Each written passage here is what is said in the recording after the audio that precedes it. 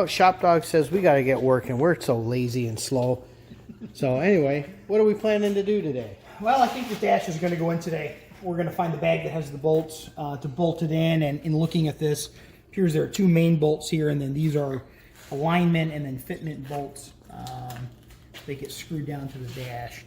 And we'll have to figure out where those things are. They're in a bag somewhere. They're somewhere. Yep. The other thing that we're talking about doing for today is cutting these down. We talked about these last week. We found some vinyl that is really gosh darn close. It's not exact, but it's as close as we could find local to match the rest of the car. We weren't interested in paying $70 for the same amount. This was $10 when all was said and done for this piece of vinyl, rather than $70 or $75. So that'll be on the plan for today. We'll get those pods cut down, maybe get those attached, and that might be it. Oh, and fiddle with the console. And we've identified how we want to do the speaker wire passovers too. We're not going to get the factory style boots, so no point in doing the factory knockouts. So they had already done some 1/2-inch holes, so we're just going to actually put real sleeves in there to make this a little safer. Not a big fan of just trusting some tape, because this car had a lot of tape grommets. A lot of grommets made out of polyvinyl. So ShopDog says don't do that. That's going to burn your car down.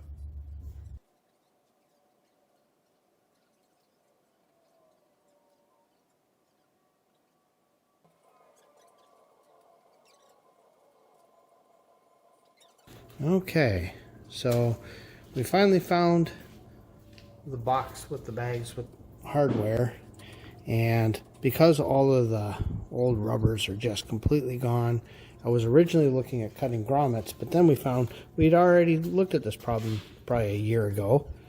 So we're going to use neoprene washers for the backing here, because when this goes in, you know, they give themselves, I mean, it's mass manufacture, so they give themselves a little bit of extra room.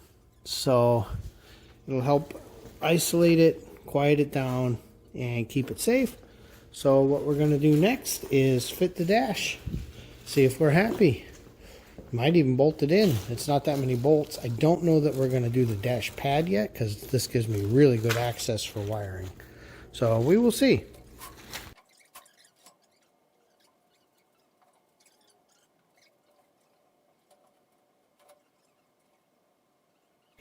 Well, that was quite frustrating, but we have discovered something that you would never not normally notice is these don't actually fit that well. There is a gap right here, and we have tried a million different things, and there's just a gap right here. I've got a feeling it's always been there. We just didn't notice before, because once you take the light away, you know, because the dash pad would be up there, I don't know that you'd ever notice that. And unfortunately, this is a thing I have seen in old cars in lots and lots of areas. You know, castings and stampings are never exactly perfect, especially not on mass manufactured stuff. So, kind of a bummer. We didn't realize just how poorly those fit.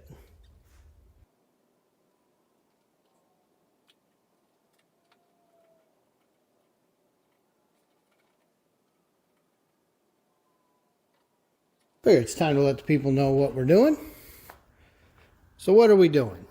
So this is the retro sound radio that's going to go into the dash. I've attached this front piece. Again, these are very different. You can get them chrome, you can get them black, whatever you want. And these are the side wings that go on. The little shafts will go through, and we'll figure out where they need to be. But I figured I'd get this prepped up here outside, then take it in the car and get this mounted in the dash. Yeah, just easier to do it now. Yeah, got light out here and got a little room. And you're going to have to break your tab a little bit, because you're going to have a hell of a time plugging that in. Yeah, I want to play with this and see what the depth looks like first. So we'll see. Yeah, ShopDog says, oh, it's so boring. Everything's boring. Pixie's in here working on seats. I'm pushing some stuff over for Bent 69, because that goes to the dyno this week, so we got to get that prepped. And, yeah, I think that's an update. The other thing I got to do is I looked up. I didn't see any red blinky lights, so Chipmunk Cam is going to have to get another battery in it. So I'll get that back up in a minute.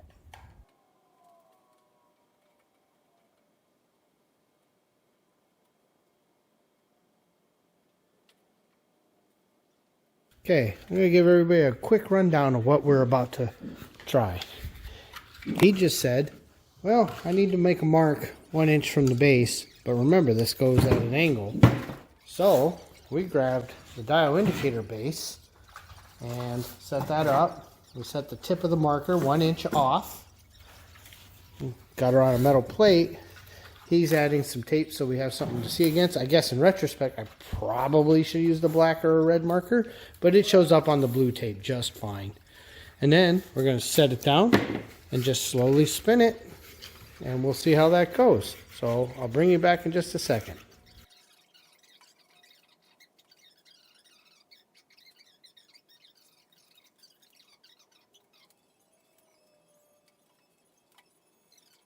All right, so now, as long as he doesn't, okay, just as long as you get back in there, try not to move the arm too much.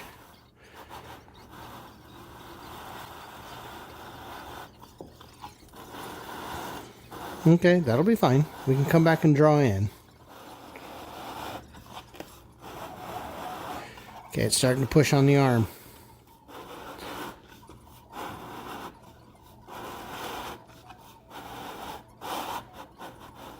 Yeah, see, it did push the arm a little bit. Yeah, it's okay.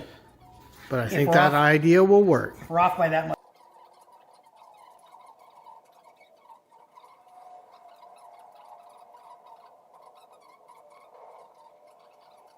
All right, so how's this coming along? So we got to cut down. Actually did a lot better than I thought. Had to cut a bunch of the inner structure out. And now I'm just getting these cut just a little bit so they'll fold up.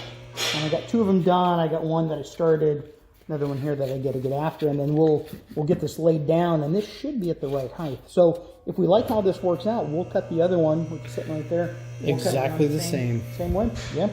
So far this tool, man, this is the way to do it, and that's that worked. Solid. Yeah, absolutely. Well, the big thing is, this isn't how we would have done it, but the holes are already there. Yeah, I would have left it alone. If those door panels, because those door panels are nice, if they didn't have the big hole in them, I wouldn't be horsing with any of this at all. No, unfortunately, these holes already existed. Yeah. So, got to do something with them. Yeah.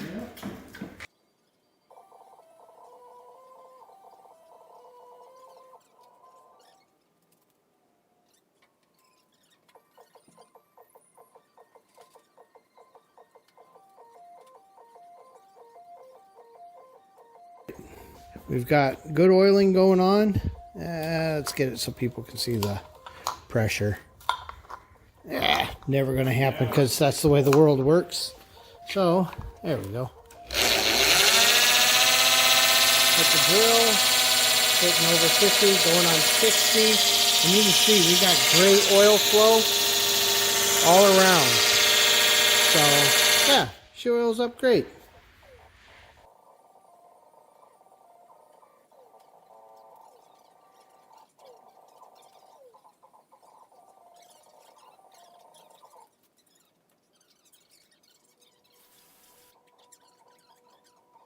Okay, so at this point, she's getting ready to do the wrap. So she's using Super 90, not 77.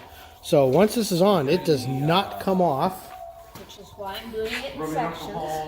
Yeah, I noticed you had it taped off in sections. So, yeah, this is going to be cool. But yeah, this methodology worked out pretty slick. I think he's going to be very happy. It's better than the chunks of wood that were there before. So we're doing what we can.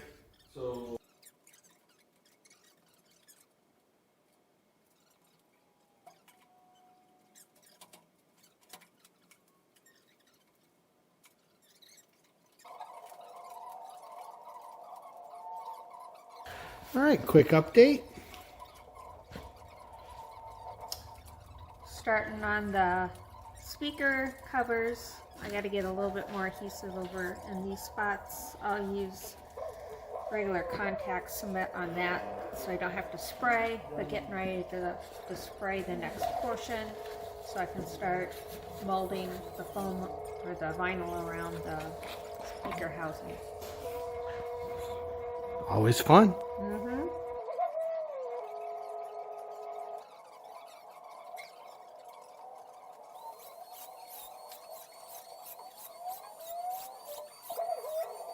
All right, wrap up video for today. So we had a lot of progress. We got these cut down, and if you look, you know, so they're shorter here on the top, then on the bottom. They'll actually work pretty well when we get these on. I think we'll have enough clearance here as much as we had. As much as you had. As much as we had on the old doors. And then these will fit right in here. So I think that'll be good. We've got the bolts to bolt those on. Pixie's over there finishing up vinyl on one on the other side. The reason why I picked these pods is that this grill fits right in. It fits really nice. This will get painted the same color as we did the kick panels. And then with the vinyl here, this will look as factory close as we can get. So it'll be close. As good as you can do for something like this. We got the dash in today as well. Wonderful thing with the dash is that when you look at it, boy, this is so much nicer than what it looked like when we initially picked up the car. And the one that I keep going back to is I look at this wiper Well, it's knob the here. original knob. Boy, that's original. This is reproduction. This is really almost as nice as reproduction. We got the radio in as well with these knobs here. That looks really nice. The rest of the dash goes in. Boy, it looks really, really nice. And I think with having the dash in, you don't even notice these air conditioning vents. No, they look correct for this era. They do. I think the only thing that we have left to do on the dash, other than getting the dash pad on, is we've got wiring before the dash pad. We've got wiring. We've got reproduction knobs here, and these are some kind of friction fit, so those have to come off. But we've got the knobs for them, and that'll work just fine on both sides. Anything else we got done today? Well, one, that was a biggie, but two, I have mostly actually been working on the Bent 69 because we got a dyno call on Thursday. So I haven't been as available and been just trying to support you and Pixie. Mm-hmm. And Bartley actually just went up to the house. Been keeping him busy all day. I'm trying to think of anything else. Oh, yeah. Before she got drafted back into her own project, Pixie's been working on the seats for the Bent 69. You know, which if you haven't watched that series, go watch it. So now these just need to relax. But look how much nicer that's going to look. You know, not only is the herringbone a brighter, more attractive look, but being that comfort weave insert, it's just going to be so much more comfortable to sit on in the summer, particularly in a convertible with a black interior. So she's getting ready to do the other seat, which is the driver's or the passengers? I don't even know. I'm working on the driver's seat and didn't realize how bad the burlap was on the seat bottoms. So I had burlap at home and I'm just kind of mending it into it. So actually it'll have probably more strength than had I ordered up new burlap because I'm tacking it into the original. And let's see. Oh, and Bartley fixed the dark father, so it comes out again. Yeah, other than that, I know it doesn't seem like a lot. It never seems like we're getting much done, but this is the kind of stuff, you know, the 3 hours just to get these speaker pods done. That, you know, you don't want to pay somebody to do that. It's a shame they cut these door cards because they are in such good shape. The Mylar looks really good. And unfortunately, these are not something we can just buy. 10, 11, 12. Yeah. I think 13 holes there. Yeah, that's the bad luck. Oh, do you have one of those wood rings? Right there on the other door panel. Oh, God. Yeah, this is how the car came. Is somebody freehanded and sculpted some... Kind of sanded around the edge. Yeah, but they got bored. And then screwed some speakers in. And, yeah, they looked awful. It was one of the first things you noticed when you saw the car. And you can see there's a million trim screws in here. And you can see it's also just plywood, 5/8 plywood or 3/4. It's it was unfortunate because these door cards aren't available and just not something we could get. These are nice. And they're in really good shape outside of that. But once there's a giant hole, it kind of dictates what we get to do. So nothing we can do there. That was practical. I'm sure somebody could make them. You know, I bet Legendary would make them for you. It's just money. So, okay. So in wrap up, here is how nice this dash has come out. And adding that grab bar to the Catalina that really sets it off. Hopefully next week he can start kind of working out the rest of the console stuff. And at some point we will design the plate that we want to put in there and get that cut. You know, sometimes a laser is handy. I wish I was a little better at drawing all this stuff up, but it's worked good enough. I think the vents are going to work really well. You can see we still have plenty of room back there for getting the other 4 on. But I don't want to put the dash pad in, 1, because of those vents, but 2, it's going to make it easier to get at some of the wiring. And yeah, one of the other things I've got to do is go ahead and finish this idea. The aftermarket Classic Auto Air has a digital controller set that unfortunately will not work with the factory stuff. So being an electrical engineer, I guess I better crack out a calculator and a pencil and figure out how to make that work. Make the mechanical portion of the rotating assembly work with the electronics of the Classic Auto Air. We're going to find a way to make that work. It's going to be slick. And if I actually can make it work, I will definitely detail that for anybody that might be watching doing a similar thing. So, all right. I think that's probably going to be a wrap on the Pontiac this week. What do you think? Thanks for watching.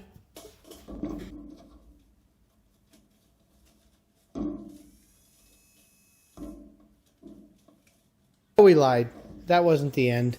So she's still working with creases because there's only so much you can do, but boy is that color close. I'm absolutely dumbfounded. So now, thanks for watching.